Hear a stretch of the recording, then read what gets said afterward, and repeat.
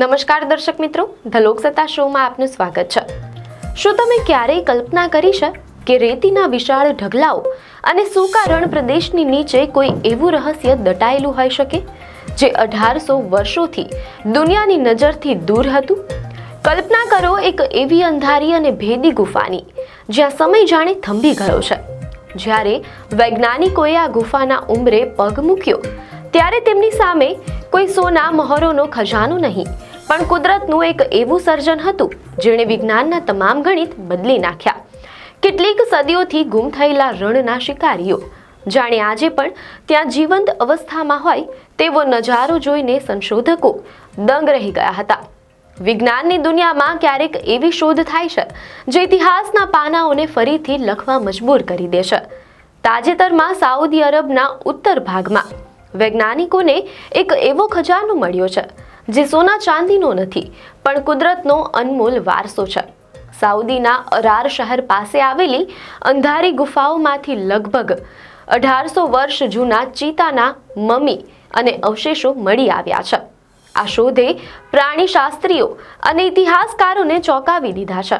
આજે આપણે એ રહસ્ય પરથી પડદો ઉઠાવીશું કે કેવી રીતે આ ચિત્તાઓ કુદરતી રીતે મમી બની ગયા, શા માટે તેઓ આ ગુફામાં હતા અને કેવી રીતે આ શોધ એશિયામાં ચિત્તાઓના પુનઃવસવાટ માટે આશીર્વાદરૂપ સાબિત થઈ શકે છે। ઉત્તરી સાઉદી અરબનું અરાર શહેર અત્યારે વૈશ્વિક હેડલાઇન્સમાં છે। મીડિયા અહેવાલો અનુસાર અહીંની ગુફાઓમાં ખોદકામ દરમિયાન વૈજ્ઞાનિકોને આશરે 7 મમીકૃત ચિત્તા અને અન્ય લગભગ 54 ચિત્તાના હાડકાં મળી આવ્યા છે। રેડિયો કાર્બન ડેટિંગ દ્વારા જાણવા મળ્યું છે કે આ અવશેષો 1800 વર્ષથી પણ વધુ જૂના છે। મીડિયા અહેવાલો અનુસાર ઇટાલીના જાણીતા વૈજ્ઞાનિક જોઆન મેડુરેલ માલાપેઇરા, જેઓ આ મિશનનો હિસ્સો હતા, તેમણે જણાવ્યું કે તેમના જીવનમાં આવો નજારો તેમણે ક્યારેય જોયો નથી। આ શોધથી એ સ્પષ્ટ થાય છે કે જે વિસ્તારમાં આજે ચિત્તાઓનું નામ નિશાન નથી, ત્યાં હજારો વર્ષો પહેલા આ શિકારી જાનવરોનો દબદબો હતો। અહેવાલો મુજબ આ ચિત્તાઓના શરીરની હાલત અત્યંત આશ્ચર્યજનક છે। લગભગ 1800 વર્ષ પછી પણ આ ચિત્તાઓના શરીર પરની ચામડી સૂકી છાલ જેવી દેખાય છે। તેમની આંખો ભલે ધૂંધળી થઈ ગઈ હોય, પણ તેમના શરીરનું માળખું સંપૂર્ણપણે સચવાયેલું છે। આ ચિત્તાઓના શરીર સંકોચાઈ ગયા છે, પરંતુ સળિયા નથી। સામાન્ય રીતે જંગલી જાનવરના મૃત્યુ પછી અન્ય શિકારી પ્રાણીઓ તેને ખાઈ જતા હોય છે અથવા બેક્ટેરિયા તેને નષ્ટ કરી દે છે, પરંતુ આ કિસ્સામાં કુદરતે આ શરીરને સુરક્ષિત રાખવાનું અનોખું કામ કર્યું છે। સૌથી મોટો સવાલ એ છે કે આ ચિત્તાઓ મમી કેવી રીતે બન્યા? મીડિયા અહેવાલોમાં જાણવા મળેલ છે કે વૈજ્ઞાનિકોનું માનવું છે કે ગુફાની અંદરની અત્યંત સૂકી હવા અને સ્થિર તાપમાન આ માટે જવાબદાર છે।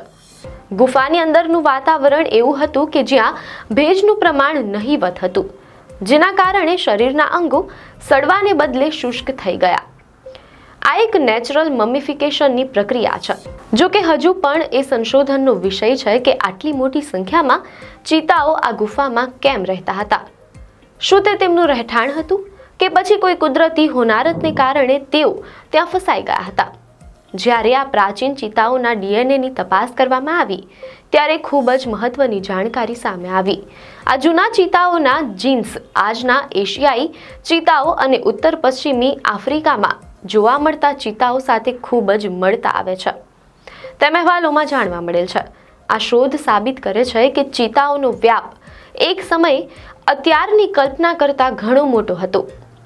આ આનુવંશિક માહિતી એવા વિસ્તારોમાં ચિત્તાઓને ફરીથી વસવાટ માટે ખૂબ જ મદદરૂપ થઈ શકે છે જ્યાંથી તેઓ દાયકાઓ પહેલા લુપ્ત થઈ ગયા છે।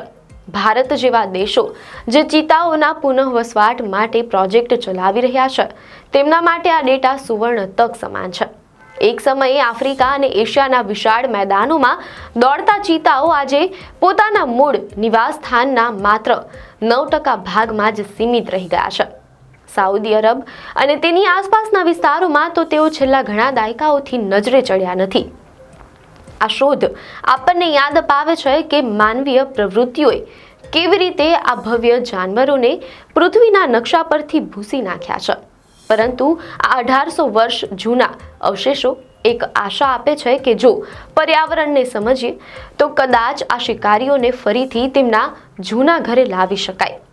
સાઉદીની ગુફામાંથી મળેલા આ ચિતાઓ માત્ર હાડકાનો ઢગલો નથી, પણ પ્રકૃતિનું 1800 વર્ષ જૂનું રહસ્ય છે.